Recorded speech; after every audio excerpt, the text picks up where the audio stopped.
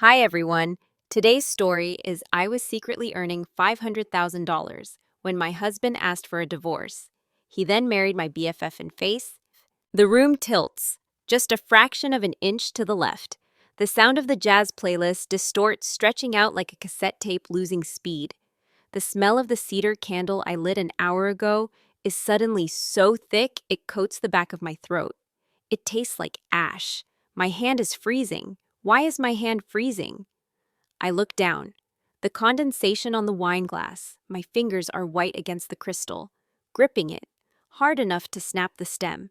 Focus! The mahogany table comes back into view. Sharp edges, 6 faces around it, the remnants of the beef stew I spent 4 hours cooking. The laughter is too loud. It bounces off the walls and hits me in the center of my chest.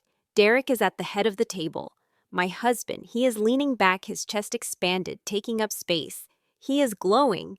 He always glows when there is an audience. And to his right, Jocelyn. Her blonde bob is perfect. Not a hair out of place. Her lips are moving. A shade of red that looks like a fresh wound. She is telling a story. No, she is reciting something. The air in the room goes still. The other guests have stopped chewing. Loneliness isn't having no one beside you. Jocelyn's voice is low, theatrical. She pauses for effect, her eyes glistening under the chandelier light. Loneliness is when the person beside you never asks what you are thinking. The glass in my hand trembles. Just once. A tiny earthquake. That sentence, it is not from the book she is claiming to quote. It is not from a magazine. It is not something you hear on a podcast or read on a viral post. Blue ink, cream paper, page 47. I wrote those specific words at 2 a.m, 3 months ago, in a leather-bound notebook that lives in the drawer of my bedside table. A drawer that stays closed. A drawer that only 2 people in this world have physical access to. Me, and the man sitting next to her. I look at Derek. He is smiling at Jocelyn. It is a soft look, a look of shared understanding. A look he has not given me in 7 years. Jocelyn turns her head. Her eyes scan the table, hungry for approval, before landing on me. She does not know. She thinks she is quoting a brilliant, anonymous passage she found. She smiles. "Oh, Vivian," she says, "you would love this author. She just gets it." My heart hammers against my ribs. A trapped bird. I force the corners of my mouth up. It feels like cracking plaster. "That is a beautiful line," I say. My voice sounds like it belongs to someone else. Someone calm. Someone who isn't watching her entire life disintegrate in the span of 10 seconds. "I need more ice," I say. I stand up. My legs work. That is a surprise. I walk to the kitchen. I feel their eyes slide off me instantly. I am just Vivian. Vivian the housewife. Vivian who cooks the stew and refills the wine and fades into the background. I push through the swinging door into the kitchen and lean my back against the refrigerator. The metal is cold against my spine. Breathe. 1, 2, 3. My name is Vivian Calder. I am 36 years old. To the people in that dining room, I am a woman who got lucky marrying a regional sales manager. They think I spend my days gardening and writing a blog that makes enough money to pay for my coffee. They do not know that the sentence Jocelyn just quoted is worth more than Derek makes in a month. They do not know I am Elise Fontaine. They do not know that the quiet, invisible woman refilling their water glasses has appeared on the New York Times bestseller list 11 times. I open the freezer. The blast of cold air hits my face. I grab the ice tray. My hands are steady now. The shock has passed, replaced by something colder, something harder. I look through the crack in the door. Derek is leaning in. He whispers something in Jocelyn's ear. She laughs. She puts her hand on his forearm. His muscles tense under her touch. It is natural, easy, practiced. She quoted my diary. She has been in my bedroom. She has opened my drawer. And Derek let her. I crack the ice tray. The sound is like a gunshot in the quiet kitchen. I scoop the cubes into a silver bucket. I fix my hair in the reflection of the microwave. I look at the woman in the metal. She looks terrified. "Stop it!" I straighten my oversized sweater. I pick up the ice bucket. I put the mask back on. The mask of the supportive wife. The mask of the oblivious friend. I walk back into the dining room. "Here we go," I say, placing the ice on the table. Derek does not look up. Jocelyn is busy checking her phone. I sit down at the end of the table, the spot nearest the kitchen. the spot for the help. I pick up my fork. I take a bite of the stew. It tastes like nothing. I am going to destroy them. But not tonight. Tonight I listen. The silence of the house after a party is heavy. It is a physical weight pressing down on the furniture, the rugs, the empty wine bottles standing like soldiers on the counter. Derek has already gone upstairs. He did not help clear the table. He never does. He stood in the hallway laughing as he walked the last guest out, and then he simply ascended the stairs, loosening his tie, leaving me with the wreckage of his performance. I stand at the kitchen sink. The water is hot, bordering on scalding. I do not pull my hands back. I scrub the pot where the stew had simmered for hours. The steel wool bites into my skin. Jocelyn left her scent behind. Diptyque. It is expensive, heavy, and floral. It hangs in the air of my living room, clinging to the throw pillows on the sofa where she sat. I dry my hands on a towel. My reflection in the dark window above the sink shows a woman who looks tired, faded, just the way they like me. I turn off the kitchen lights. Upstairs, the bedroom is dark. The only illumination comes from the blue glow of Derek's phone. He is lying in bed scrolling. He does not look up when I enter. I walk to my side of the bed. My nightstand. I stare at the drawer. It looks ordinary. A small brass handle. Dark wood. Inside sits the leather notebook. I open the drawer. My hand moves slowly. The notebook is there, exactly where I left it. But the bookmark ribbon is wrong. It is twisted. Just slightly, a spiral instead of a flat line. I pick it up. The leather is cool. I open it to page 47. The page has been torn out and taped back in. I did that 3 months ago because I hated the vulnerability of the words, then taped it back because I needed to remember the pain. The scotch tape is yellowing at the edges, but there is something else. I run my finger down the center of the page. There is a crease, a hard, sharp fold that wasn't there before, the kind of crease you make when you press a book flat against a copier glass, or when you hold it open with one hand to take a photo with the other. My blood runs cold. I look at Derek's back. He is breathing steadily. "Did you have fun tonight?" I ask. He grunts, a non-committal sound. "Yeah, good group." I place the notebook back in the drawer. I close it. Softly. Jocelyn seemed happy, I say. Derek stops scrolling. His thumb hovers over the screen. "She is doing well," he says. His voice is tight, guarded. "She knew where the new spices were," I say. "I was looking for the paprika, and she pointed right to the cabinet." Derek shifts. The sheets rustle. "She stopped by the other day," he says, "to pick up some things for the charity drive. I must have opened the cabinet while she was here." He does not turn around. "Sometimes she helps out," he adds. "Sometimes." That word hangs in the air between us. Sometimes. It explains why she knew the Wi-Fi password had changed. It explains why the throw blanket on the sofa was folded in a triangle, not a square. It explains the lingering scent of diptyque that I thought was just my imagination last Tuesday. I get into bed. The space between us is measured in inches, but it feels like miles. A canyon. "Good night, Derek," I whisper. He turns off his phone. The room plunges into total darkness. "Night, Viv." He falls asleep within minutes. I lie there listening to the rhythm of his breath. It is the breathing of a man who thinks he is safe. A man who thinks his wife is simple. I reach for my phone on the nightstand. I turn the brightness down to the lowest setting. I open my notes app. I type 2 words. Chapter 1. Then I start a list. Item 1. Jocelyn has access to the house. Item 2. Derek is careless. Item 3. They think I am stupid. I look at the digital clock. Midnight. Item 4. I have $500,000 in a separate LLC bank account that he knows nothing about. I close my eyes. But I do not sleep. I start writing the plot. Not for a book, for my life. And unlike my novels, this one will not have a happy ending for everyone, only for the ghost. Sunday morning in Portland is gray. It is a color I usually love, a soft blanket over the city, perfect for writing. Today, it looks like iron. Derek left at 7. He said he was going to the gym. He put on his gym bag, his branded polo shirt, and kissed me on the cheek.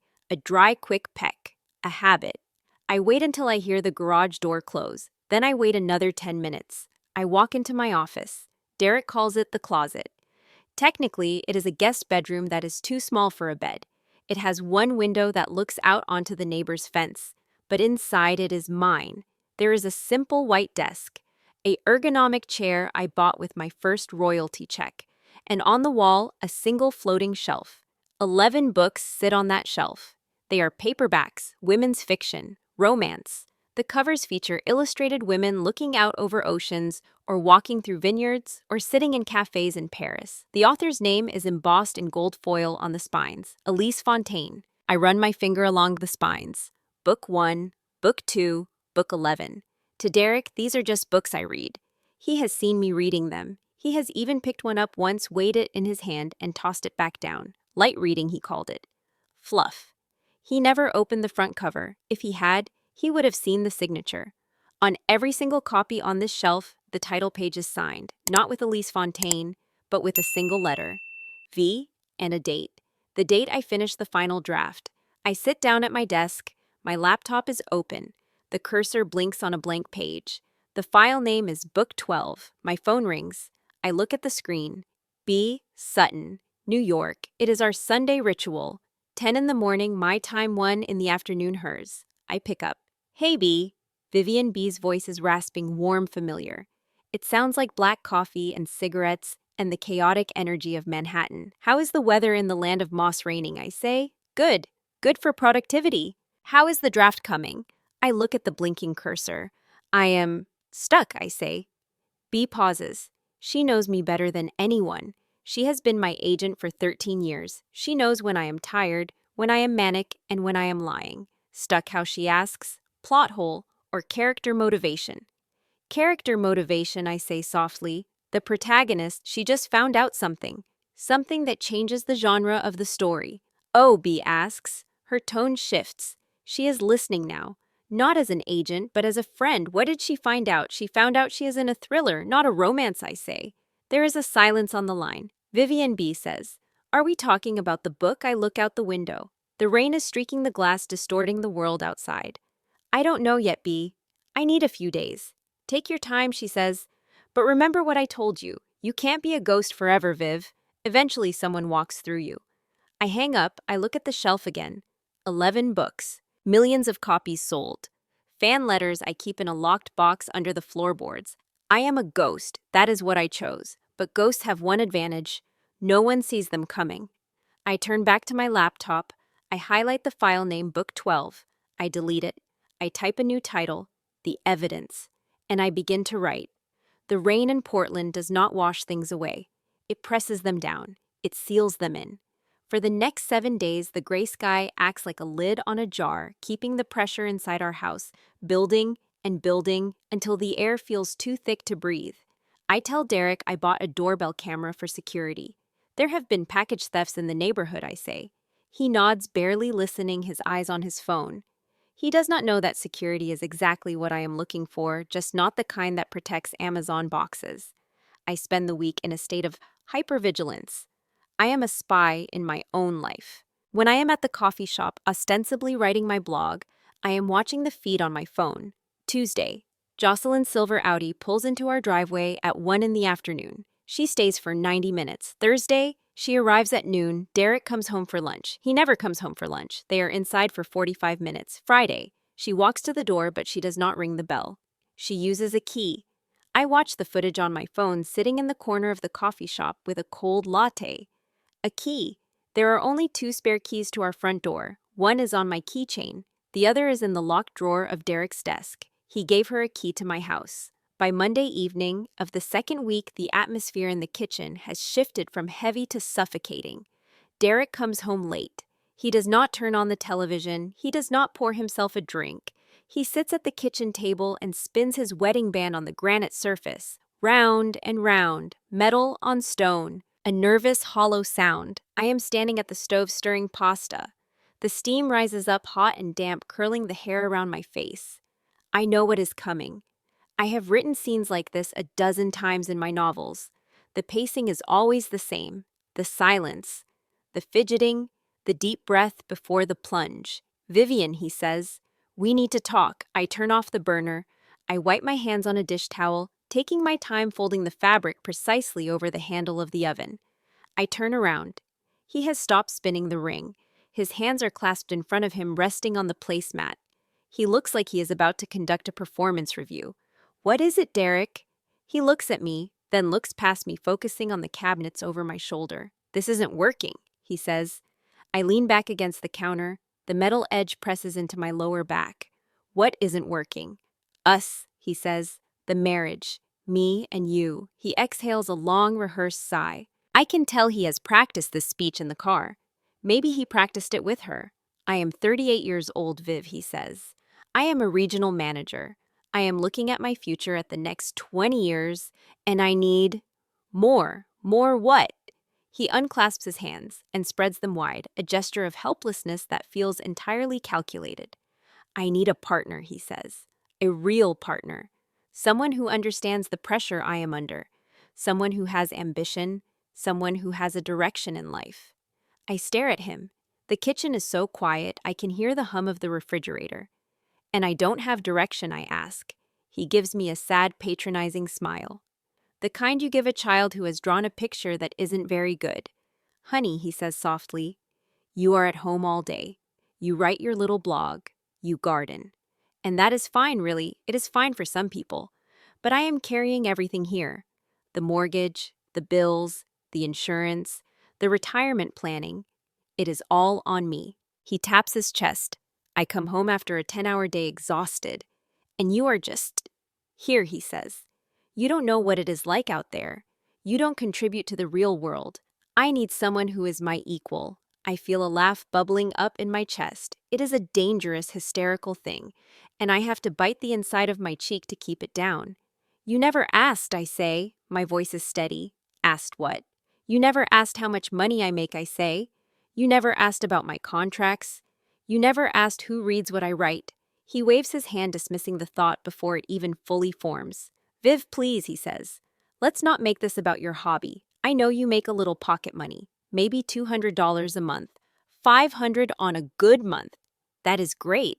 I am glad you have something that makes you happy. But we are talking about a life. We are talking about building a future. He leans forward, his voice dropping to a confidential whisper. I talked to Jocelyn about this, he says. The name lands between us like a grenade. You talked to Jocelyn, I repeat. About our marriage. She is your best friend, he says, quickly defensive now. She cares about you. She agrees that this might be the best thing. She sees how unhappy I am. She sees that we are just mismatched. She thinks you would be happier with someone simpler. Someone who doesn't need as much as I do. I look at him. I really look at him. I see the fine lines around his eyes, the slight weakness of his chin, the arrogance that he wears like a cheap cologne. He thinks he is the protagonist of this story. He thinks he is the tragic hero held back by a deadweight wife. He has no idea he is the villain in a thriller. And he has no idea that the deadweight wife earned $500,000 last year. He has no idea that the little blog is a front for a corporation that holds the copyright to 11 New York Times bestsellers. He has no idea that I could buy this house, and his car, and his parents' house in Idaho, and write a check for all of it without transferring funds from savings. I could tell him, right now, I could walk to my office, unlock the drawer he never looks in, and slap the tax returns on the table. I could watch his face crumble. I could watch the arrogance drain out of him, replaced by greed and backpedaling. But I don't, because if I tell him now, the story changes. If I tell him now, he stays. Not because he loves me, but because he loves the money. He would gaslight me, tell me he was just stressed, tell me we can work it out, and then he would spend the rest of our lives trying to drain my accounts. Number one, I need him to commit to the lie. I need him to put it in writing. So I look down at the floor. I let my shoulders slump. I let him think he has won. I need time, I say quietly. He nods, magnanimous in his victory. Of course, he says. Take a few days. I will sleep in the guest room. But Viv, I want to move this along. I have a lawyer drawn up some preliminary papers. Just standard stuff. We can keep this amicable. I am willing to be generous. You can keep the old Honda. I will even help you with the rent on an apartment for a few months until you get on your feet. Generous. He is offering me my own car and a few months of rent while he keeps the house that my royalty checks paid off 3 years ago. Okay, Derek, I say. He stands up. He looks relieved. He actually pats my shoulder as he walks past me, as if I am an employee he just let go. It is for the best, Viv. You will see. He goes upstairs. I hear the door to the guest room close. I do not eat the pasta. I scrape it into the trash. Then I go to my office, lock the door, and sit in the dark. The next morning, I am not in the kitchen when he leaves for work. I wait until his car is gone, and then I drive to the coffee shop on Hawthorne Boulevard, the one with the scratched wooden tables and the barista who knows my order. I sit in the back corner. It is raining again. Rain streaks the window, blurring the world outside into a watercolor of gray and green. I put my AirPods in and call B. She answers on the first ring. Tell me, she says. He did it, I say. He asked for a divorce last night, and the reason he needs a partner with ambition, I say. He says I don't contribute. He says he is carrying the weight of the world while I play with my little blog. B makes a noise that sounds like a growl. The audacity of mediocre men never ceases to amaze me, she says. Did you tell him no? Good girl, B says. Her voice is sharp, professional. Keep your mouth shut. What is the financial situation exactly? I need the current numbers. I open my banking app on my phone. I log into the business account for Fontaine Literary LLC. I look at the number. It is a long number. $1,240,000 in liquid savings, I say, plus the investment portfolio, plus the copyright values, and he thinks you make $500 a month. He thinks I am a burden, I say. He offered to pay my rent for a few months. He used the word generous. Bay laughs. It is a dry, barking laugh. Here is what we are going to do, she says. You are going to let him file. You are going to let him submit those papers to the court, stating that you are a dependent spouse with no income. You are going to let him swear to that under penalty of perjury. Why? Because in Oregon, lying on financial affidavits is a bad idea, Baez says. But more importantly, once he establishes that narrative, he can't walk it back. He is painting himself into a corner. When we reveal the truth, it won't just look like you have money. It will look like he is an idiot who doesn't know his own wife. It destroys his credibility. I look at the rain on the glass. He said he talked to Jocelyn, I say. He said she agreed that I hold him back. Of course she did. B says, she wants your life, Vivian. She doesn't just want the husband. She wants the space you occupy. She thinks if she removes you, she expands. I sip my coffee. It is bitter. I am going to send you the number of a lawyer, B says. His name is Wes Callahan. He is a shark, but he wears nice suits. He handles high-asset divorces in Portland. I already called him. He is expecting you at 2 o'clock. Today, you are not a housewife anymore, Vivian. You are the CEO of a multi-million-dollar brand. Start acting like it. I hang up. I stare at the phone screen. CEO. I have never thought of myself that way. I was just the girl who liked to write stories, the girl who hid in the garage, the girl who used a pen name because she was afraid of being seen. But Derek doesn't want the girl. He wants an equal. I stand up. I gather my things. He is going to get exactly what he asked for. The elevator ride to the 12th floor of the Wells Fargo Center takes exactly 14 seconds. I count them. I watch the numbers climb on the digital display, my reflection distorted in the brushed steel doors. I am wearing a trench coat over a silk blouse, clothes I usually save for author events I never attend. Today, I am attending an event. I am attending the dismantling of my marriage. The doors slide open. The reception area is glass and chrome, smelling of expensive espresso and intimidation. I give my name.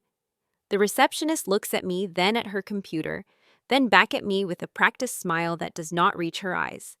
Mr. Callahan is expecting you, she says. Wes Callahan's office faces the Willamette River. The gray water cuts through the city, flanked by bridges that look like steel skeletons in the rain.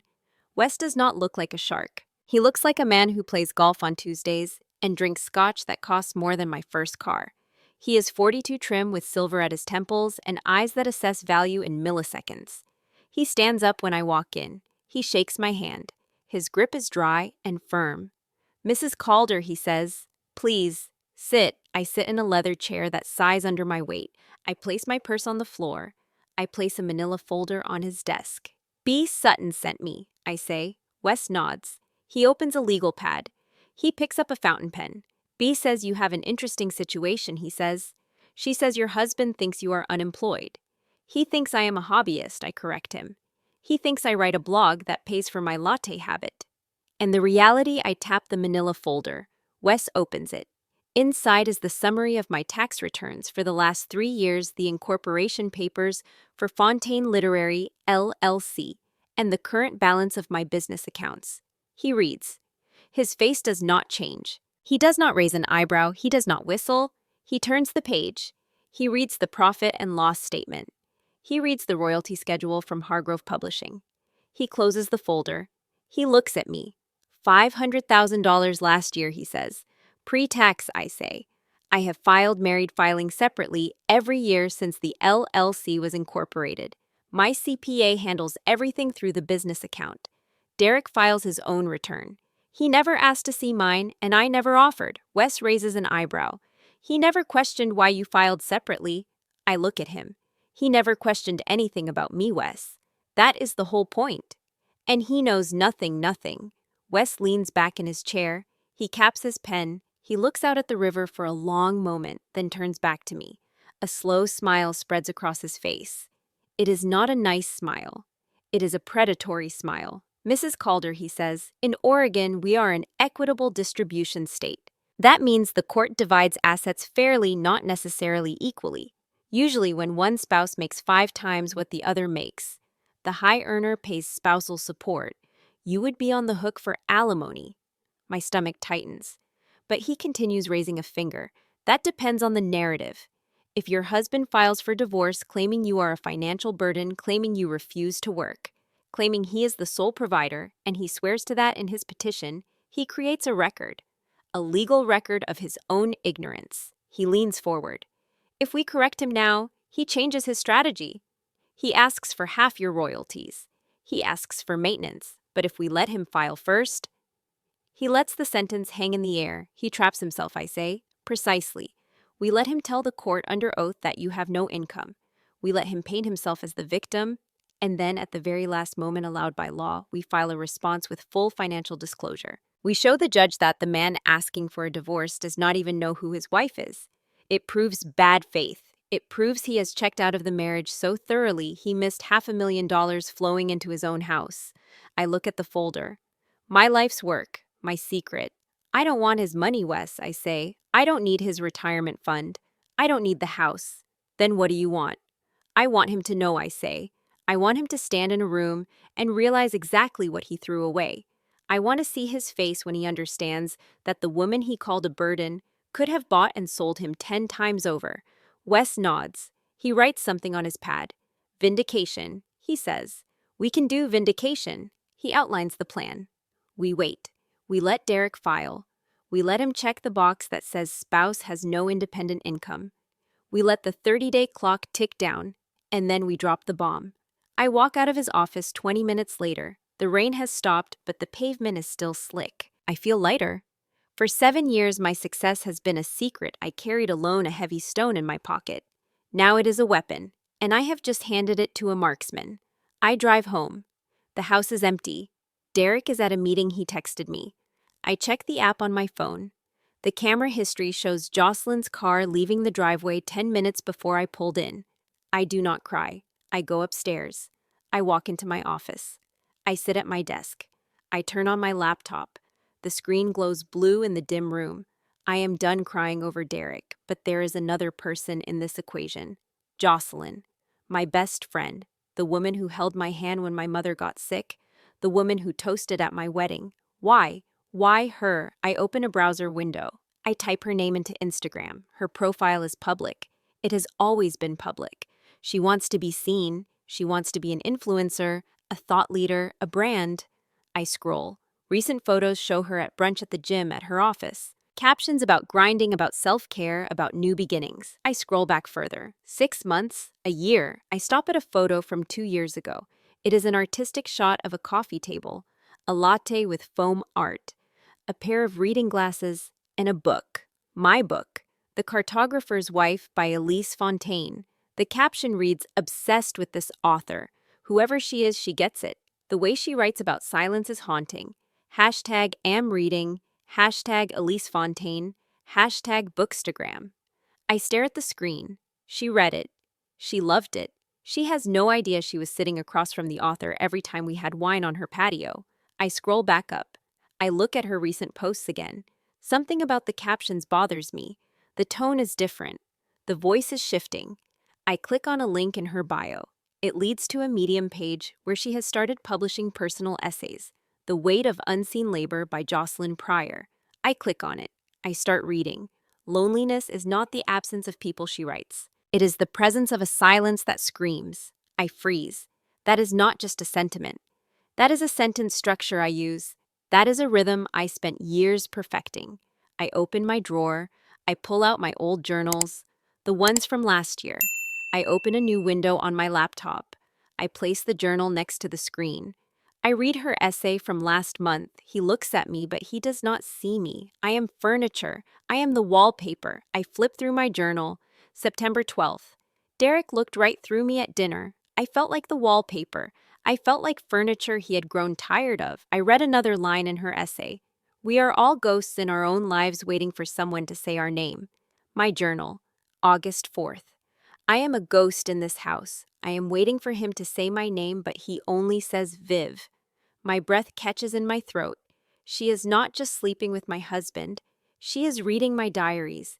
Derek must have given her access, or left them out. And she didn't just read them, she studied them. She is stripping my life for parts. She is taking my pain, my private thoughts, my secret voice, and she is repackaging it as her own personal brand. She wants to be me. She thinks I am a failed writer with a little blog, but she steals my words because deep down she knows they are better than hers. She wants my husband, she wants my house, and she wants my soul. I feel a cold, hard rage settle in my chest. It is quieter than anger. It is surgical. I create a new folder on my desktop. I name it Parallel Texts. I start taking screenshots, every essay, every caption. Then I take photos of my journal pages. I match them up, side by side. The dates prove everything. My entry October, her essay December, my entry January, her caption March. I work for 3 hours. By the time I am done, I have 14 examples of plagiarism. 14 pieces of my soul that she stole and sold for likes. I hear the garage door open downstairs. Derek is home. I close the laptop. I put the journal back in the drawer. I turn off the light. I sit in the dark and listen to his heavy footsteps on the stairs. He pauses outside my door. I hold my breath. He moves on. 2 days later, I text her. Coffee. She replies instantly. Yes, babe. Miss you. Friday. We meet at a place on Division Street, a neutral ground with exposed brick and overpriced pastries. I get there early. I order a black coffee. I sit with my back to the wall so I can see her coming. She walks in 10 minutes late. She always walks in late. It is a power move. She is wearing a blazer that looks like one I almost bought last month. Her hair is freshly blown out. Viv. She rushes over. She hugs me. She smells of diptyque and betrayal. She sits down breathless, ordering a matcha latte without looking at the menu. How are you holding up? She asks. Her eyes are wide, full of concern. It is a perfect performance. I am managing. I say. I stir my coffee. It is hard. The house feels empty. She reaches across the table and squeezes my hand. Her nails are manicured, a sharp crimson. I know it is awful, she says. But maybe it is for the best. Derek seems so stressed lately. You guys are just in different places. She is fishing. She wants me to validate the narrative she and Derek have built. The narrative where I am the anchor dragging him down. He says he needs someone with ambition. I say, keeping my voice low, defeated. Someone who writes real things. Not just a blog. Jocelyn's eyes flicker, a tiny spark of satisfaction. Well, she says, leaning back. Writing is hard, Viv. Not everyone can make a career out of it. It takes a certain hustle. I nod. I saw you are writing on Medium now, I say. She sits up straighter. She beams. Oh my God, yes, she says. I just felt like I had so much to say. I feel like I am finally finding my voice. People are really responding to it. I think I might have a book in me. A book. I grip my coffee cup. The ceramic is hot against my palms. That is amazing, Jock, I say. What is it about? Oh, just life, she says, waving a hand vaguely. Relationships, the unseen struggles of modern women. I feel like I have a unique perspective. Unique, I smile. It is the hardest thing I have ever done. I am sure you do, I say. I would love to read it sometime. She checks her watch. An Apple Watch just like Derek's. Totally, she says. Look, I have to run to a client meeting, but call me if you need anything. Anything at all. She stands up. She kisses the air next to my cheek. Love you, babe, she says. Love you too, I say. I watch her walk out. She walks with a bounce in her step, the confident stride of a woman who thinks she has won the lottery. She has the man. She has the house key. She has the stolen words. She has no idea that she just confessed to intellectual property theft to the owner of the copyright. I finish my coffee. It tastes like ash, but I drink every drop. I take out my phone. I open the parallel texts folder on my drive. I add a new note. Jocelyn intends to publish. Commercial intent established. I am not just going to divorce my husband. I am going to bury them both. And I am going to do it with the one thing they think I don't have: a voice. The house is quiet, but it is not empty.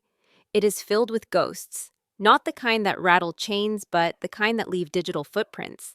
I sit in my office with the door locked. The curtains are drawn against the afternoon sun, casting the room in a dim, aquatic light.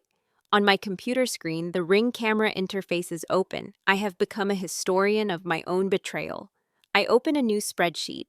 I name the columns: date, time of arrival, time of departure, notes. I start with the oldest footage available in the cloud.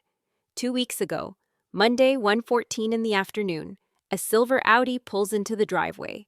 Jocelyn gets out. She is wearing yoga pants and a denim jacket. She checks her reflection in the side mirror before walking up the path. She is holding a coffee cup. She disappears from the frame as she reaches the porch.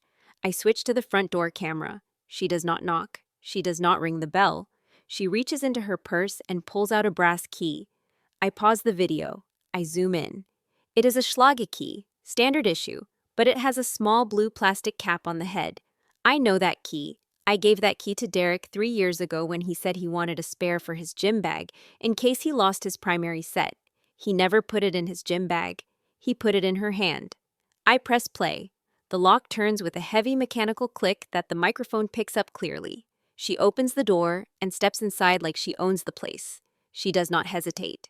She does not call out hello. I log the entry in my spreadsheet. Unauthorized entry. Key possession confirmed. I fast forward. 1 hour and 20 minutes later, the door opens again. Jocelyn walks out. Her hair is messy. She is checking her phone. 5 minutes later, Derek walks out. He is buttoning his shirt. He kisses her on the cheek. It is not a goodbye kiss. It is a thank you kiss. I feel a wave of nausea roll through me, cold and sharp. I grip the edge of my desk until my knuckles turn white. I force myself to breathe. This is not heartbreak. This is evidence. I continue watching. Tuesday, Thursday, Friday. The pattern is absolute. They meet during his lunch breaks. They meet when I am at the coffee shop writing. They meet in the house that my books paid for, sleeping in the bed that I bought with the advance from my third novel. I export the clips. I save them to an external hard drive. I name the folder Property Access. Then I close the laptop. I need something tangible. The digital evidence is cold distant. I need the physical proof of who I am versus who she is pretending to be. I get down on my knees. I slide the long, flat storage box out from under the guest bed. It is covered in a thin layer of dust. I sneeze, the sound startlingly loud in the silent house. I open the lid. The smell of old paper and cedar rises up. It is the smell of my history. Inside are stacks of yellow legal pads. 13 years ago, before I had a laptop, before I had an agent before. I was Elise Fontaine. I wrote by hand. I wrote in the margins of my college notebooks. I wrote on napkins. I wrote on these legal pads sitting on the floor of my first apartment while Derek watched football in the other room. I pull out the stack from my very first novel, The Cartographer's Wife. The ink is fading slightly, turning from blue to a dusty gray. My handwriting is jagged, urgent. The loops on my G's are wide. The crosses on my T's are high and flying like little flags. I take the stack to my desk. I open my laptop again. I log into LinkedIn.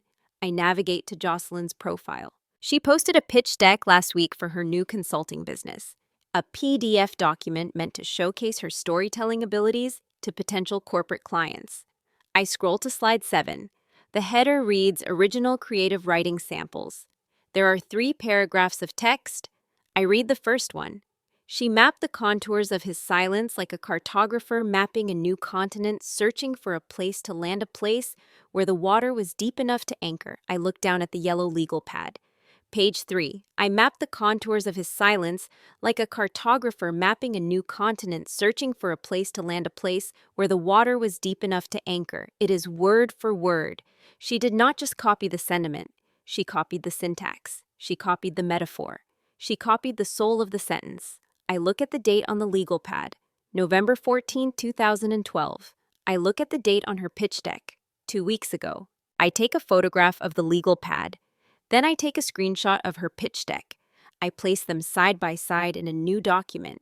She thinks she is stealing words. She does not realize she is stealing from a vault that was sealed over a decade ago. She is claiming authorship of a ghost, but the ghost has a paper trail. I print the document. I slide it into a red folder. My phone buzzes. A text from Wes Callahan. The papers have arrived. I drive to his office. The rain has started again. A relentless drizzle that makes the windshield wipers squeak. I park in the garage and take the elevator up. Wes is waiting for me. He does not smile this time. He looks professional, serious. He hands me a thick envelope. Derek had them served to my office as I requested, Wes says. It saves you the embarrassment of a sheriff knocking on your door. I open the envelope. The paper is heavy bonded. Petition for dissolution of marriage. I scan the legal jargon. Irreconcilable differences. Equitable distribution. And then I see it. Page 4, Section 5, Financial Disclosures. There is a checkbox next to the line that says petitioner. That is Derek. He has checked employed. He lists his income as $110,000 a year. Below that is the line for respondent. That is me. There is a checkbox. It is marked with a black X in heavy ink, unemployed/homemaker. And next to it, a handwritten note in the margin initialed by Derek. Spouse has no independent income or assets. I stare at the line. He signed it. He swore to it. He put it in the permanent record of the state of Oregon. Wes leans forward. Is that accurate, Mrs. Calder? He asks. Do you have no independent income? I look up at him. I feel a smile tugging at the corner of my mouth. It is not a happy smile. It is the smile of a chess player who just watched their opponent move their queen into a trap. It is entirely inaccurate, I say. Wes nods. Good, he says. We have 30 days to respond. We will use every single one of them. Let him get comfortable. Let him think he has won. Let him move her in. He will move her in, I say. He will, Wes says. And when he does, you will be watching. I leave his office with the papers in my bag. They feel heavy like a brick. I drive toward the house, but I do not go in. I stop at the end of the block. I see Derek's car in the driveway. And next to it, the silver Audi. It is 2 p.m. on a Friday. They are celebrating. They think the papers are signed. They think the wife is defeated. They think the house is theirs. I put the car in reverse. I turn around.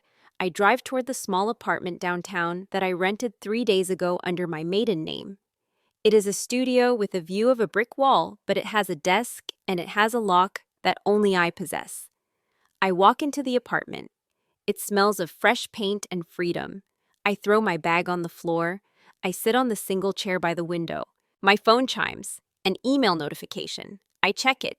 It is not from Derek. It is not from Jocelyn. It is from Naomi Chu, the editor-in-chief at Hargrove Publishing.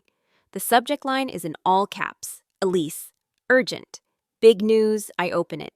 Vivian, it reads. We need to talk. The board just approved the marketing budget for Book 12. They want to go massive, but there is a condition, a big one. Call me the second you get this. I look at the phone. The universe has a sense of humor. My marriage is ending because my husband thinks I am nobody. And the publishing world is calling because they want me to finally be somebody. I press the call button. Naomi picks up on the first ring. Elise, she says. Or should I say Vivian? Hello, Naomi, I say. Are you sitting down, she asks. I look around the empty apartment. The divorce papers are on the floor. The evidence of my husband's affair is on my hard drive. My first manuscript is in my bag. Yes, I say. I am sitting down. Good, she says. Because we don't just want to publish the book. We want the author. We want the face. We want the name. We want to reveal Elise Fontaine to the world. I close my eyes. The world includes Derek. The world includes Jocelyn. For 13 years, I have said no. I have hidden. I have been the ghost. But ghosts are easy to walk through. Ghosts are easy to ignore. Ghosts don't get respect, and they certainly don't get revenge. I am listening, Naomi, I say. Tell me the plan. The apartment smells of fresh paint and possibilities, a stark contrast to the stagnant air of the house I left behind. I sit on the floor, surrounded by boxes, my laptop open on a makeshift desk made of two plastic crates. The screen glows with the faces of three women who hold my future in their hands. Naomi Chu, my editor at Hargrove, looks sharp and professional against a backdrop of bookshelves in her New York office. B, my agent, is in her kitchen holding a mug that says, "I drink coffee for your protection." And me, Vivian, or Elise. The lines are blurring. Naomi leans forward, her eyes bright. "Here's the deal, Vivian," she says. "The marketing team has crunched the numbers. Book 12 is testing off the charts with focus groups. They love the voice. They love the themes. But the mystery of Elise Fontaine has peaked. Readers are starting to get frustrated. They want a connection.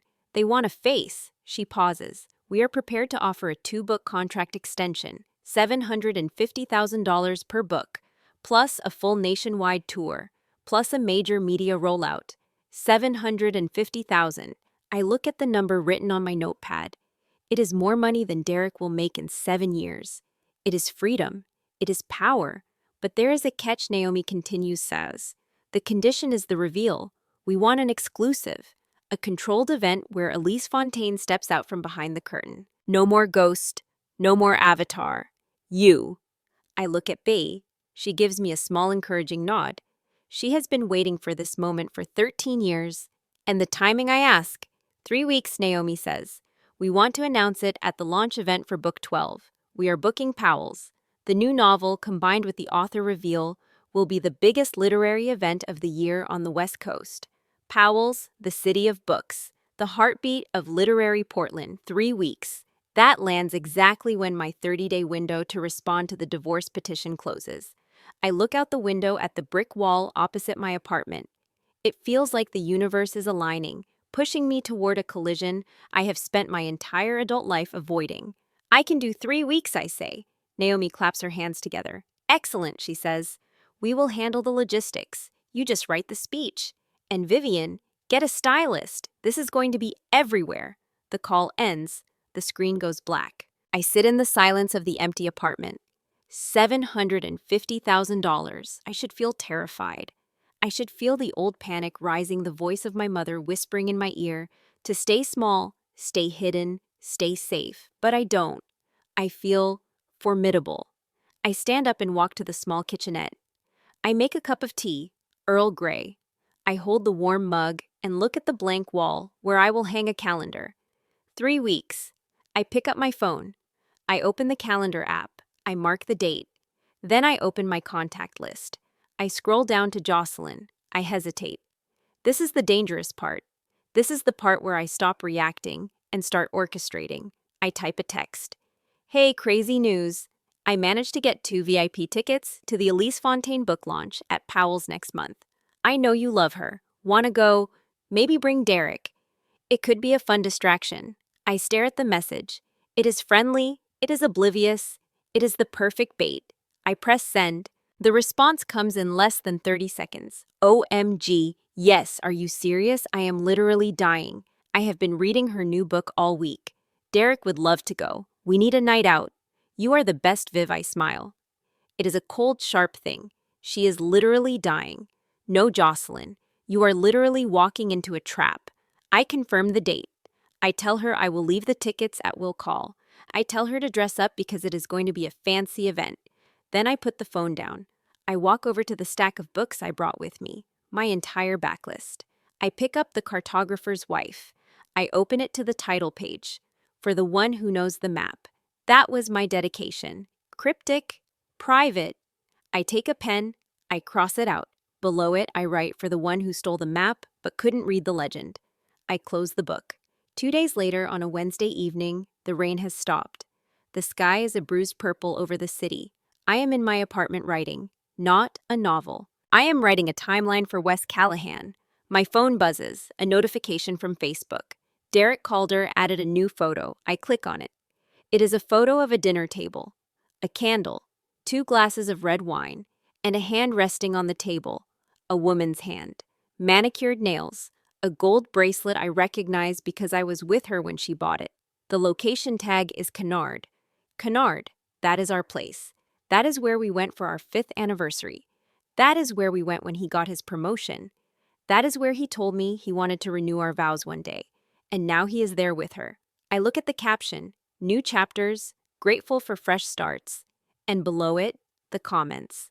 So happy for you, bro. You deserve this. Finally looking happy. Finally, as if I had been a prison he just escaped. As if the last 7 years were a sentence, not a marriage. I feel a crack in my chest. A fissure opening up. This isn't just about the affair. This isn't just about the lies. This is about erasure. He is rewriting our history in real time. He is painting over me, turning me into a smudge in the background of his triumphant hero's journey. I zoom in on the photo. Jocelyn's hand is resting on a napkin, and on that napkin is a phone. Her phone. The screen is lit up. I squint. I maximize the brightness on my own screen. It is a text message. From me. The notification preview is visible. Tickets confirmed for Powell's Can't Wait. She is showing him. They are sitting there eating duck stack and drinking Pinot Noir, celebrating their new life, while mocking the wife who is buying them tickets to a book launch. They think I am pathetic. They think I am trying to win her back as a friend. They think I am trying to stay relevant in their glowing, successful lives. I close the laptop. Hard. The crack in my chest widens, but it doesn't break me. It hardens me. It fills with molten gold like kintsugi. I am done being sad. I am done being the victim. I pick up my phone. I call Wes. He answers on the second ring. Mrs. Calder, he says. I saw the post, I say. I saw it too, he says. His voice is calm, professional. It is good evidence, Vivian. Public display of affection during the separation period. It strengthens our case for emotional distress. I don't care about emotional distress, I say. Then what do you care about? I care about timing, I say. I want to accelerate the filing. Wes pauses. We have 2 weeks left on the clock, he says. If we file now, we show our hand. No, I say. I don't mean file the response. I mean prepare the subpoena. Subpoena for what? For his company emails, I say. Wes is silent for a moment. I can hear him thinking. If he used his work email to communicate with her, he says slowly that is discoverable. But it is a gamble. Most people are smarter than that. Derek is arrogant, I say. He thinks he is untouchable. And he is cheap. He wouldn't pay for a separate, secure email service. And he is lazy. He mixes personal and professional all the time. I take a breath. And Wes? Yes, I want to subpoena her employment records too. Specifically, her pitch decks and creative samples. On what grounds intellectual property theft, I say? I can prove she is using my copyrighted material to solicit clients. It goes to character, it goes to credibility, and it will terrify her. Wes lets out a low whistle. You are going for the throat, he says. They went for mine first, I say. I hang up, I walk to the window. The city lights are blinking on one by one. Somewhere out there, Derek and Jocelyn are clinking glasses. They are toasting to new chapters. They have no idea. The ink on their new chapter is already drying, and I am holding the eraser. I turn back to my desk. I open the file named The Evidence. I highlight the title. I delete it. I type a new one. The Unmasking. And I begin to write the speech I will give in 3 weeks. The speech that will end their story and start mine. The screen of my laptop is a window into a life that used to be mine. It is 2 weeks since I left. The house on Maple Street still stands, the lawn is still green, the porch light still flickers on at dusk. But inside, everything is changing. I watch the feed from the doorbell camera. The footage is limited to arrivals and departures, but it tells a story. On Monday, a delivery truck drops off 2 cans of paint. On Tuesday, Jocelyn carries my framed botanical prints out the front door and drops them in the recycling bin by the curb. On Wednesday, she walks in with shopping bags from West Elm geometric throw pillows visible through the paper. She is not just redecorating, she is erasing. I check Jocelyn's Instagram. There is a new story posted 20 minutes ago. It is a photo of my office. She is sitting in my chair. My desk is behind her, but my laptop is gone. In its place is a sleek silver MacBook covered in stickers. Hustle, create, boss. The bookshelf where my 11 novels used to sit is empty now. I took them when I left. The shelf is just a wooden scar on the wall. The caption reads, Finding my voice in my new studio. The energy here is so inspiring. Hashtag writer's life, hashtag new beginnings. My studio, my energy, my life. My studio, my energy, my life. I feel a cold knot of anger tighten in my stomach. She is sitting in the chair where I wrote 3 bestsellers, claiming the inspiration I left behind like a scavenger. B texts me, "Don't look. Turn it off." I type back, "I can't. I need to know. Know what that she is a parasite. We established that. I need to know how far she will go. I keep watching." Jocelyn stands up. She walks over to the small closet in the corner of the room, the one where I kept my printer paper and extra toner. She opens the door. She rummages around. She pulls out a stack of envelopes. My breath catches. Those are old letters. Fan mail I hadn't filed yet. Letters from readers who found my books in hospitals and airports in moments of grief. They are addressed to Elise Fontaine, care of Hargrove Publishing. Jocelyn flips through them. She pauses on a blue envelope. She pulls out the letter. She reads it. Her expression changes. It goes from curious to calculating. She taps the letter against her chin. Then she puts it back in the envelope and slides it into her bag. She is taking my mail. She is taking evidence. I screenshot the story before it expires. Theft of mail, evidence of access to private correspondence. I close the laptop. My hands are shaking. Not with fear, but with adrenaline. My heart is pounding against my ribs. She is going to dig. She is going to search copyright records. She is going to call publishers. She is a marketing executive. She knows how to find things. If she finds out before the launch, she ruins the reveal. She controls the narrative. She leaks it to the press. She spins it. Wife hides fortune from husband. Fraud. Deception. I cannot let her do that. I need to distract her. I need to keep her looking in the wrong direction until it is too late. The next evening, Thursday, I am in my apartment. The rain is back hammering against the window pane. There is a knock on the door. I freeze. I did not give anyone this address except Wes and B. I walk to the door. I look through the peephole. It is Jocelyn. She is wearing a trench coat tied tightly at the waist. Her hair is wet. She looks manic. I unlock the door. I open it a crack. "Viv," she exclaims. Her voice is too loud, too bright. "Oh my God, I am so glad I found you. Derek mentioned you were staying somewhere downtown, and I just happened to be in the area, so I asked the doorman if a Vivian Calder lived here. It is a lie. There is no doorman. This is a walk-up with a buzzer system. She tracked me here. My guess is she followed me from the coffee shop on one of the days I was too focused on my laptop to check my mirrors." I open the door wider. "Come in, Jocelyn," I say. She steps inside. Her eyes dart around the small studio apartment. She takes in the single chair, the laptop on the crate, the small stack of library books on the floor. My own books, all 11 of them, are in the closet behind the winter coats. I moved them there the night I found Jocelyn's note on the back of the royalty statement. I knew she would come looking eventually. I just did not expect her to find my apartment this fast. "It is cozy," she says. "What do you want, Jocelyn?" "I just wanted to check on you," she says. "I felt so bad about the other day. I feel like we didn't really get to talk." She walks over to my desk. My laptop is open. I move to close it, but she is faster. She glances at the screen. I have a browser window open to a site for freelance copywriters. A job board. She relaxes slightly. "Are you looking for work?" she asks. I sigh. I let my shoulders slump. "I have to." I say, "Derek cut off the joint account. I need to pay rent." She nods sympathetically. "That is tough, babe," she says. "But hey, it is good to get out there, right? Build a resume." She turns back to me. Her eyes are sharp, so she says casually, "I was helping Derek clean up the office. We found some old papers. Something about an LLC Fontaine Literary." My heart skips a beat. "Oh, that," I say. I wave a hand dismissively. "What is it?" she asks. "It was a stupid idea I had years ago," I say. "I wanted to self-publish some poetry. Or maybe start a little editing business. I thought having a company name would make me look professional." "And did you?" she asks. "Did I what publish?" I laugh.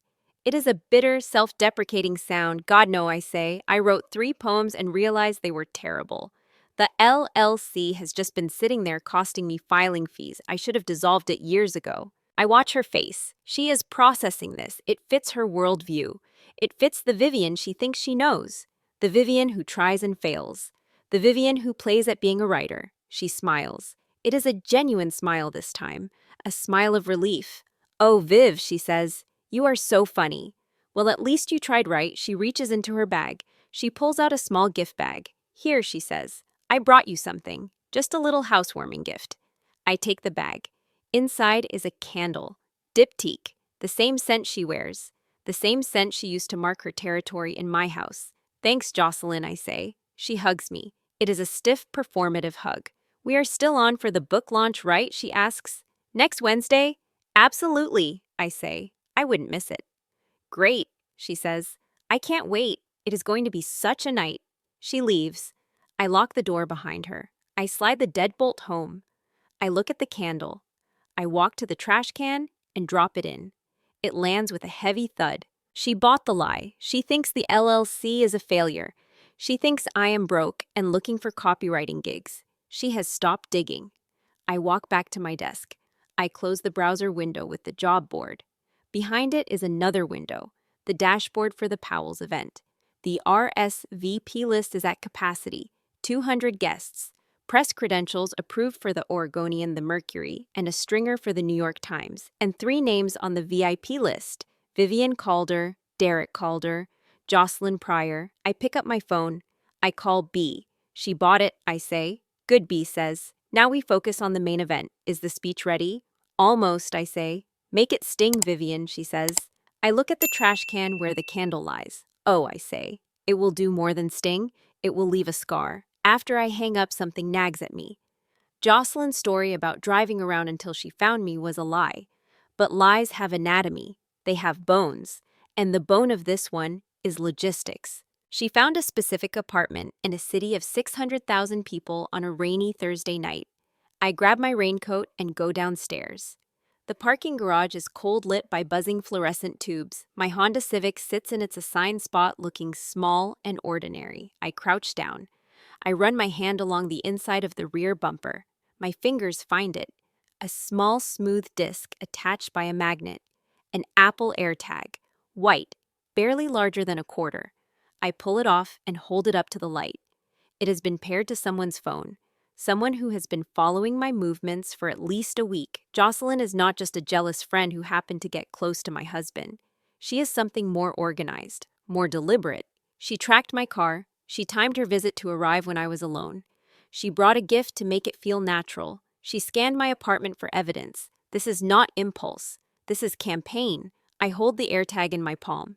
My first instinct is to destroy it. Crush it under my heel, but I stop. I think like a writer. What would my protagonist do? She would leave it exactly where she found it. She would let Jocelyn keep tracking a car that will only go to coffee shops, the grocery store, and the apartment. Nothing suspicious, nothing revealing. The real work will happen on B's phone, Wes's email, and Naomi's event planner dashboard. Channels Jocelyn cannot see. I reattach the AirTag to the bumper. I wipe my fingerprints off the surface. I walk back upstairs. I wash my hands. I look in the mirror. You think you know where I am, Jocelyn, but you have no idea where I am going. The candle in the trash can smells of roses and arrogance. It is a scent that clings to my apartment long after Jocelyn leaves. I light a match and hold it to the wick of a cheap vanilla candle I bought at the corner store. The flame sputters, then catches, filling the room with something sweeter, simpler. Something that smells like a bakery, not a boardroom. It is Friday night. Outside, Portland is doing what it does best. It rains, a steady rhythmic drumming against the window pane that usually lulls me into a creative trance. Tonight, it feels like a countdown. I sit on the floor surrounded by the physical evidence of my double life. 13 years of contracts, 13 years of royalty statements, 13 years of fan letters that I have read but never answered. I pick up a letter from a woman in Ohio. Her handwriting is shaky. Dear Elise, she writes, I read your book while sitting in the chemo ward.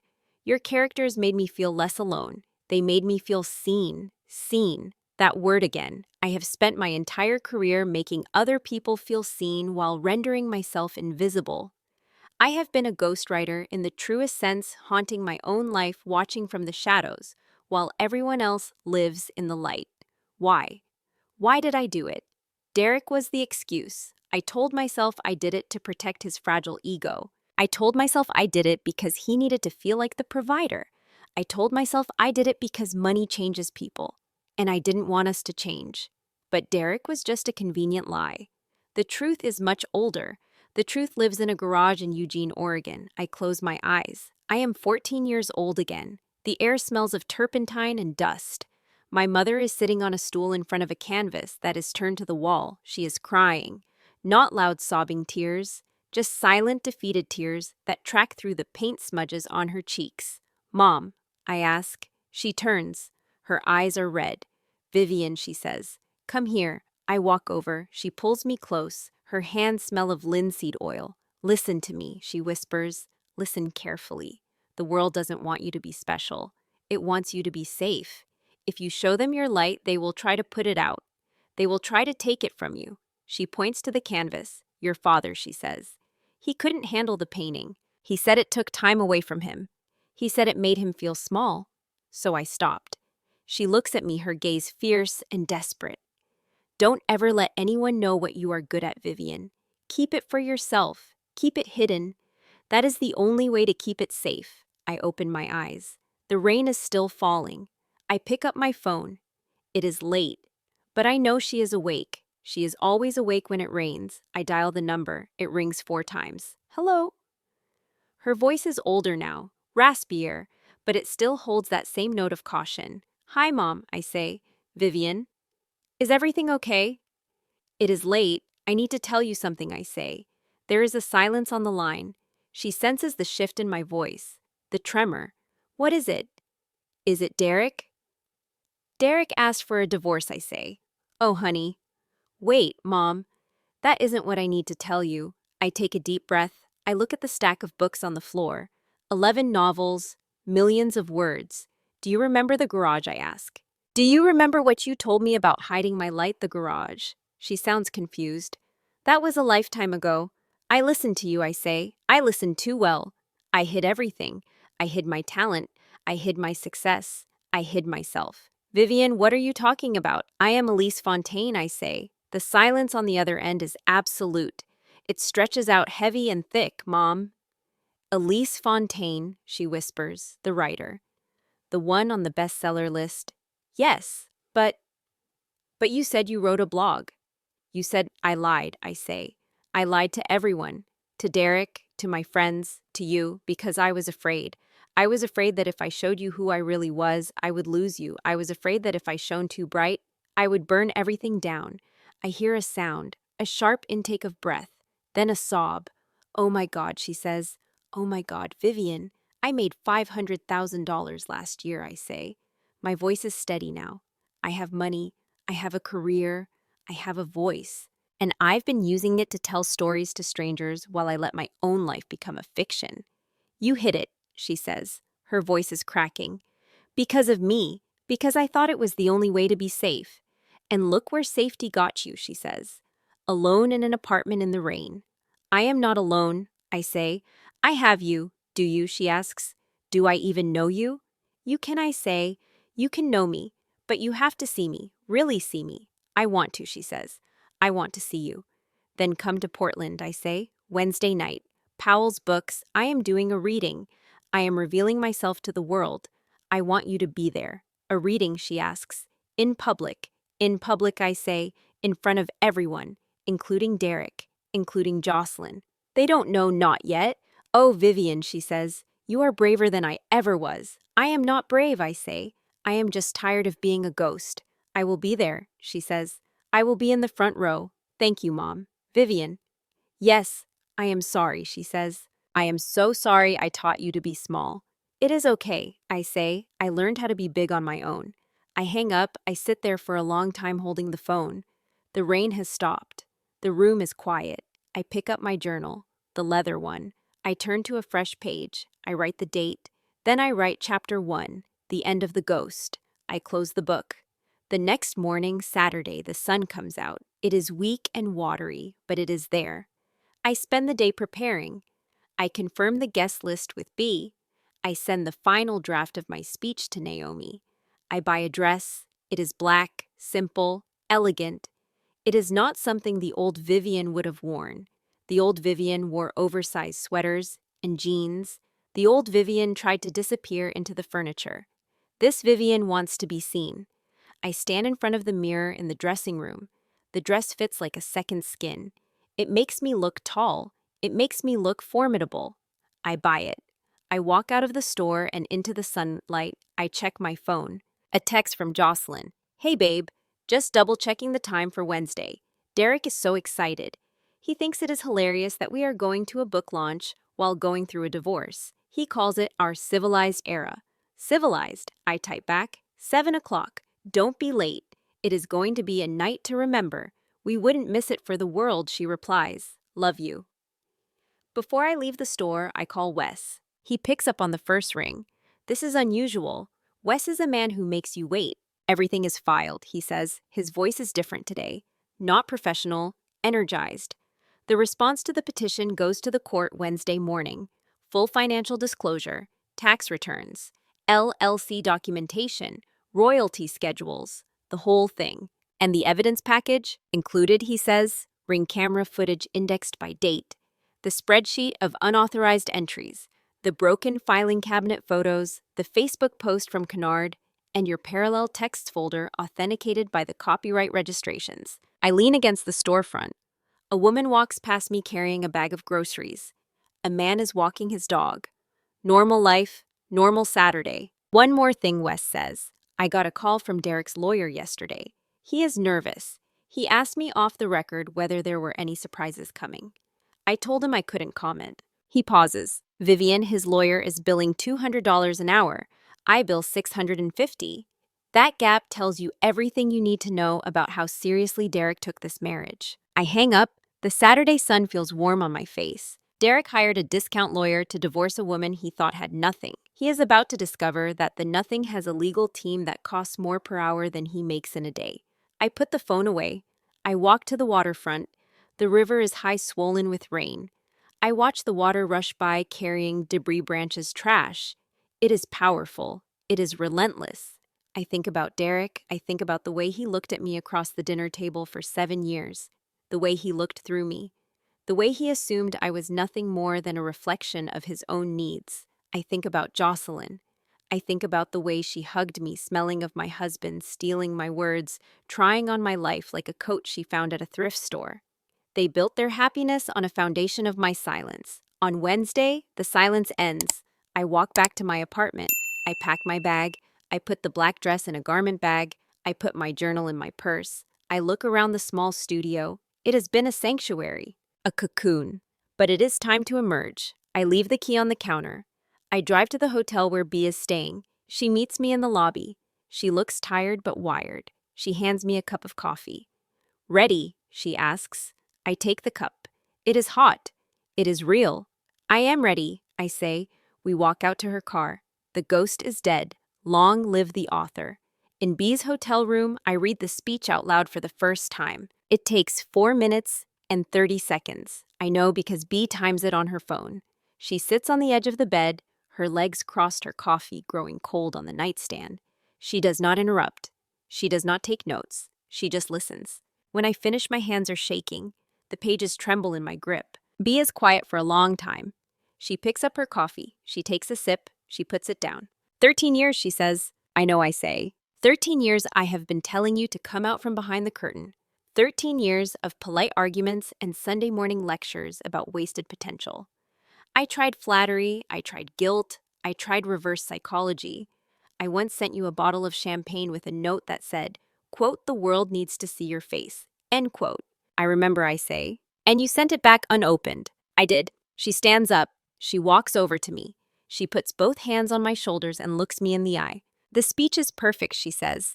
But that is not what matters. What matters is that tonight the woman who wrote it is going to stand up and say it with her own mouth, in her own voice, under her own name. That is something I cannot edit, and I cannot agent, and I cannot negotiate. That part is yours. She squeezes my shoulders. Don't you dare change a word, she says. I won't, I say. She lets go. She picks up her purse. Good. Now go see your mother. I need to do my makeup. This mascara is not waterproof, and I have a feeling I am going to need it to be. I meet my mother at the hotel lobby 2 hours before the event. She is sitting in an armchair by the window wearing her Sunday coat, her purse clutched in her lap like a lifeline. She looks older than I remember. Smaller. The last time I saw her was Thanksgiving. A brief surface-level visit where we talked about the weather and the price of groceries and nothing that mattered. She stands when she sees me. Her eyes are red. "Oh, Vivian," she says. She pulls me into a hug. She smells of lavender soap and old scarves, the same scent that clung to the garage all those years ago. "You look different," she says, pulling back to examine me. "I am different," I say. She reaches into her bag. She pulls out a flat rectangular object wrapped in brown paper. "I brought you something," she says. "I found it last week cleaning out the attic. I almost threw it away, then I didn't." I unwrap it. It is a painting. Small, no bigger than a legal pad. Watercolor. A woman standing at the edge of a field, her back to the viewer, her hair wild, her arms at her sides. The sky above her is enormous, taking up 3/4 of the canvas, streaked with gold and violet. "I painted this the year you were born," she says. "I called it Before You because it was the last thing I painted before I became someone's mother and forgot how to be myself." I stare at the painting. It is good. It is really good. The brushwork is confident, alive. The woman in the field is not hiding. She is not small. She is standing in the open, facing the sky, taking up exactly the amount of space she was meant to take. "Mom," I say, "my throat is tight." "I know," she says. She puts her hand on mine. "I know." I tuck the painting into my bag. Tonight, when I stand at the podium, it will be in the bag at my feet. A woman who stopped hiding, standing next to the art of a woman who hid too long. We walk to Powell's together. The rain has stopped. The sidewalk is shining under the streetlights. My mother takes my arm, and for the first time in decades, she holds on. The backstage area of Powell's Books smells of old paper and new anxiety. It is a scent I have imagined 1,000 times but never allowed myself to breathe. Tonight, I inhale it deep into my lungs. I stand behind the heavy velvet curtain that separates the green room from the main event space. Through the gap in the fabric, I can see them. 200 chairs are set up in neat rows. They are filled. People are standing in the back, lining the walls, spilling out into the biography section. There is a hum of anticipation, a low buzz of conversation that vibrates against the soles of my shoes. I scan the crowd. Row 3, aisle seat. Derek is there. He is wearing his navy suit, the one he wears for quarterly reviews. He looks bored.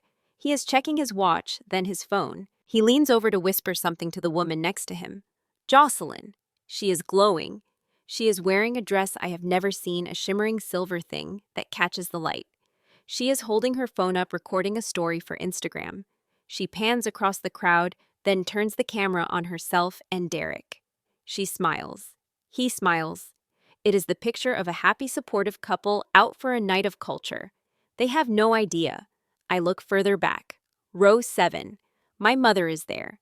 She is sitting very still, her hands clasped tightly in her lap. She is wearing her Sunday coat even though it is warm inside.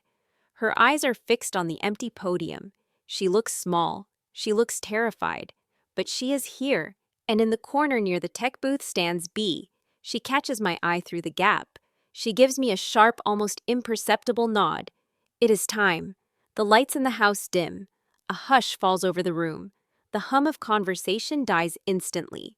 Naomi Chu walks onto the stage. Her heels click on the hardwood floor. She adjusts the microphone. "Good evening, everyone," she says. Her voice is clear, commanding. "Welcome to Powell's. And welcome to a night we have been waiting for, quite literally for 13 years. Applause ripples through the room. Jocelyn claps enthusiastically, leaning forward, her eyes bright. Derek claps politely, looking at his phone again. "We all know the name, Elise Fontaine." Naomi continues. "We know her stories. We know her characters. We know the way she writes about love and loss and the secrets we keep to survive. But we don't know her." She pauses. The silence is absolute. For over a decade, Elise has chosen to let her work speak for itself. She has been a ghost in a world that demands visibility. But tonight, that changes.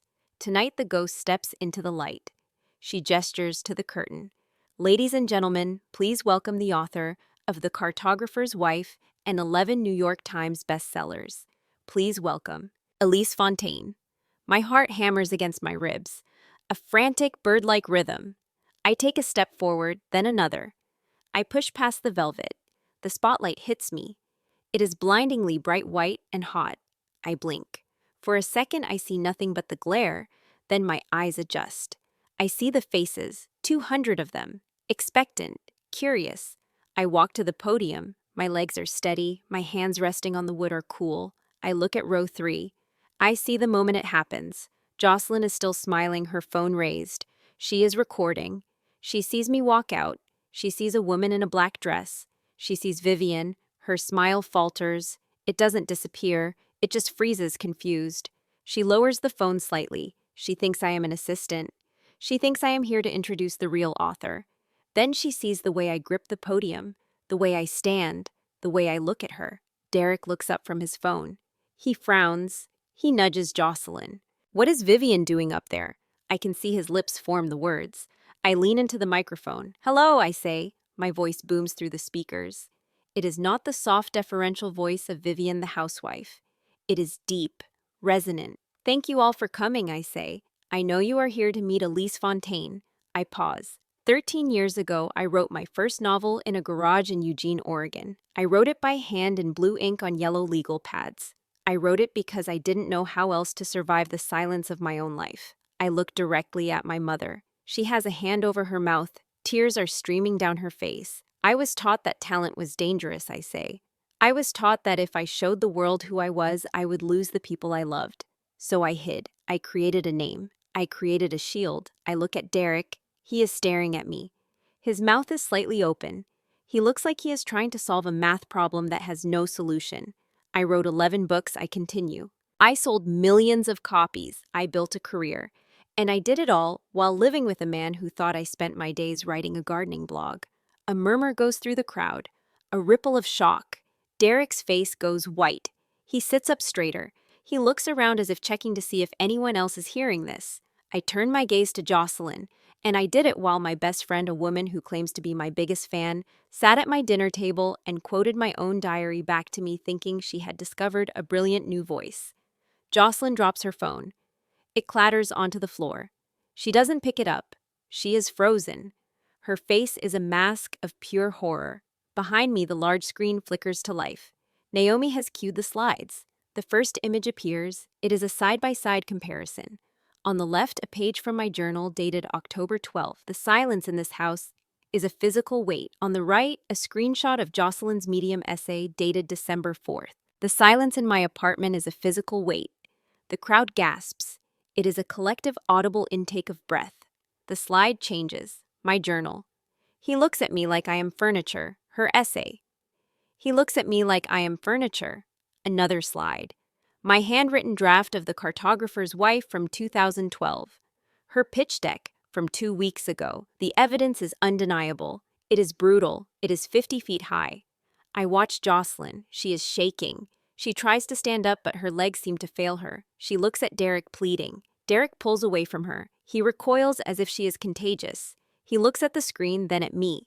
He realizes. The money. The LLC. The no independent income he swore to on the divorce papers. He realizes he just handed his wife a signed confession of his own incompetence in a high-asset divorce case. I speak again. I am not Elise Fontaine, I say. That was just a name. A mask. I take off my glasses. I look at them both. My name is Vivian Calder, and I am done hiding. I step back from the podium. For a second, there is silence. Absolute stunned silence. Then my mother stands up. She starts to clap. One slow rhythmic clap. Then B joins in. Then Naomi. And then the room erupts. It is a roar. A wave of sound that crashes over me. People are standing. They are cheering. They are witnessing. I look down at row 3. Jocelyn is gone. Her seat is empty. She ran. Derek is still sitting there. He is small. He is shrinking. The crowd is standing around him, blocking him from view, burying him in the noise of my success. He looks up at me one last time. His eyes are hollow. He knows. He knows he lost the only thing he ever really wanted, a partner who was his equal. He just didn't realize she was his superior. I walk off the stage. Backstage, my legs give out. I make it past the curtain, past the tech booth, past the stack of unsold copies, and then my knees buckle. I catch myself on a folding table. A cup of water falls over. I do not pick it up. I am shaking. Not from fear, from release. 13 years of pressure escaping through every pore. B is there in seconds. She doesn't say anything. She just puts her arms around me and holds on. She smells of coffee and hairspray and the fierce practical love of a woman who has waited a very long time for this moment. I did it, I whisper. You did, she says. I pull back. I wipe my eyes. My mascara is running. I look like a raccoon. We both laugh. It is the kind of laughter that sits on the edge of crying, the kind that comes when something enormous has passed through you and you are still standing. B hands me a tissue. Then another. Your mother is asking for you, she says, and there are about 200 people out there who want their books signed by someone named Vivian Calder. I look at my reflection in the dark screen of a monitor. The woman looking back at me has smudged makeup and red eyes and a trembling chin. She is the most beautiful thing I have ever seen. I fix my mascara. I straighten my dress. I take a breath. Let them in, I say. The signing line lasts for 3 hours. I sign every book with my real name, Vivian Calder. My mother sits next to me the whole time. She holds my hand between signings. She doesn't say much. She doesn't have to. She just hands me a Sharpie when mine runs dry. When the last person leaves the store is quiet. The staff is stacking chairs. I walk over to the biography section. I find a copy of The Cartographer's Wife. I open it to the title page. I take out my pen. For Jocelyn, I write, "You wanted my life. You can have the silence. I am keeping the voice." I leave the book on the chair where she sat. The next morning, the sun is actually shining.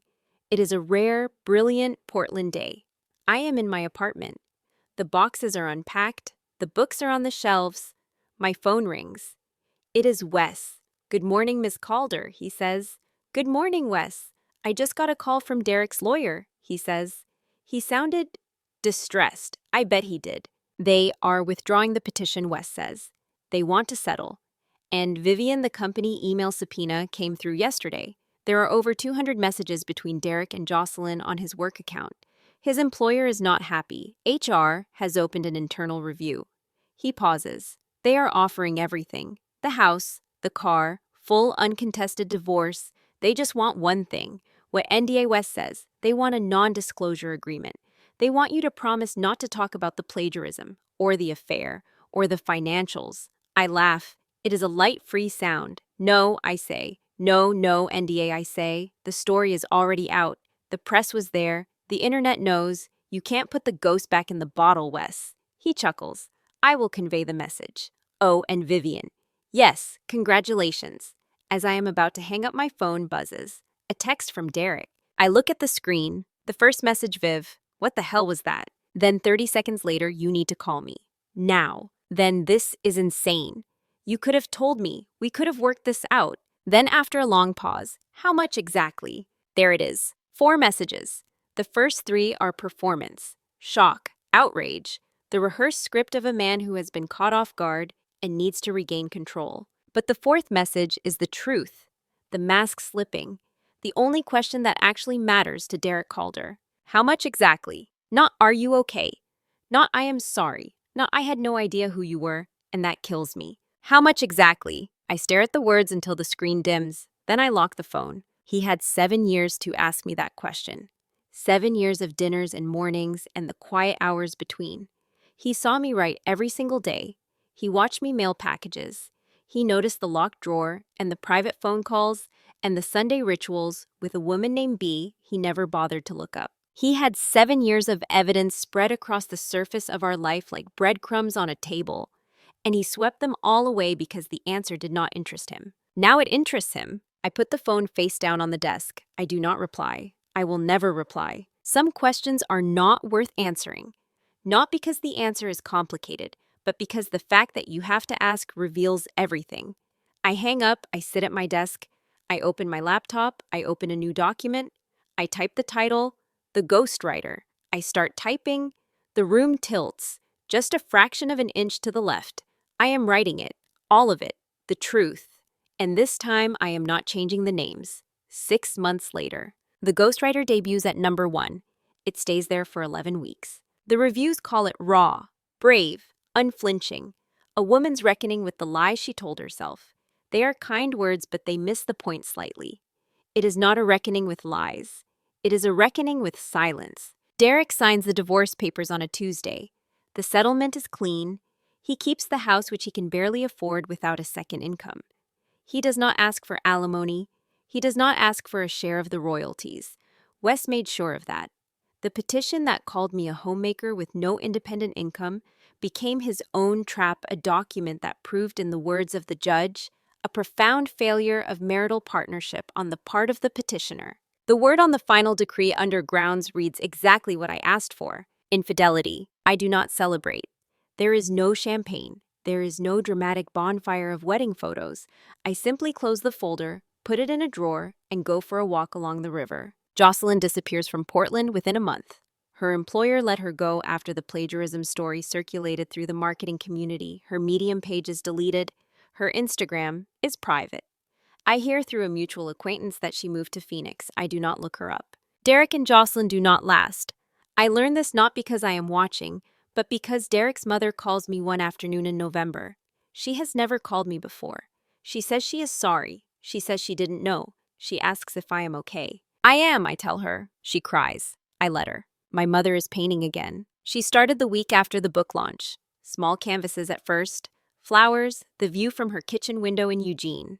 Then larger ones, women standing in fields, women in doorways, women at desks. She calls me every Sunday now. Sometimes we talk about art, sometimes we talk about nothing. Sometimes we just sit on the phone and listen to each other breathe, filling the silence with the kind of presence that doesn't need words. She hung the painting of the woman in the field above her easel. She says it reminds her of the version of herself she put away in boxes. We are both unpacking now. I live in a 2-bedroom apartment on the east side of Portland near Hawthorne. It has a proper office, a real desk, and a window that looks out over a row of cherry trees. In the spring, the blossoms are so thick they look like snow. I write under my own name now, Vivian Calder. The books still sell. The voice is the same. The only thing that changed is that the woman behind the voice stopped pretending she didn't exist. People ask me in interviews, at readings, and messages from strangers why I hid for so long. They want a dramatic answer. They want me to say I was afraid of success, or afraid of fame, or afraid of my husband. But the truth is simpler and sadder and more universal than any of that. I hid because I was taught that my talent was a threat. I hid because the people closest to me never asked who I really was. And after enough years of not being asked, I stopped volunteering. I folded myself into smaller and smaller spaces until I could fit inside a locked drawer just like my journal. But here is what I have learned, and it is the only thing worth passing on. Your value does not live in someone else's recognition. It never did. The books I wrote were brilliant before Derek read them, and they would have been brilliant if he never had. The money I earned was real before anyone saw the bank statement. The talent I carried was mine before my mother told me to hide it, and it was still mine after. The people who love you will see you. You do not have to shrink so they feel tall. You do not have to whisper so they feel loud. You do not have to become a ghost so they feel alive. And if they don't see you, if they look right through you, if they reduce you to a line on a tax form or a joke at a dinner party, that is not evidence of your smallness. That is evidence of theirs. I close my laptop. I make a cup of coffee. I sit by the window and watch the cherry trees bend in the wind. They are just trees. They don't know they are beautiful. But they bloom anyway. Tối qua may quá về nhà được ngủ sớm tí. Bình thường về chẳng ngủ được vì quen thức đêm.